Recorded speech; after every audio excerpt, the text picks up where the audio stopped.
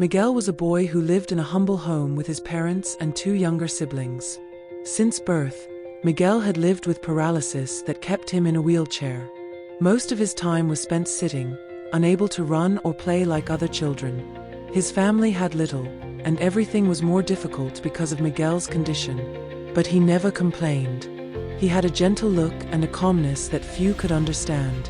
While other kids ran through the streets, Miguel learned to smile at life's little things. He loved the smell of the wet earth, the sound of the chickens in the yard, the sunlight shining through the guava tree leaves behind his house. Despite everything, he was happy. One day, while sitting in the backyard, Miguel noticed something that most people never paid attention to: a group of ants. Tiny, almost invisible, yet always working. They went back and forth, each carrying a leaf, a crumb, something small. But together, they were building something bigger. He sat there silently, watching in awe. Then he thought, why do we, who are so much bigger, make life so complicated? Miguel had an idea.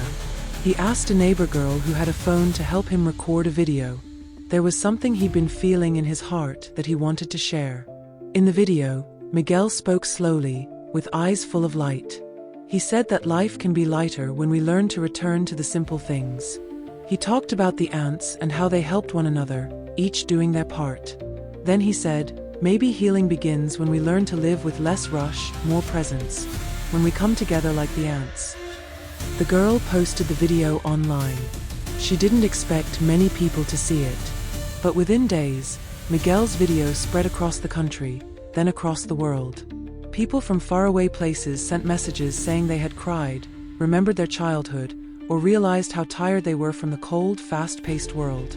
Many said they felt awakened, touched deep inside. Then people started showing up. Food, clothes, letters, hugs. People came to Miguel's door just to hear him speak, just to say thank you. Volunteers fixed up the house. Someone donated a brand new wheelchair.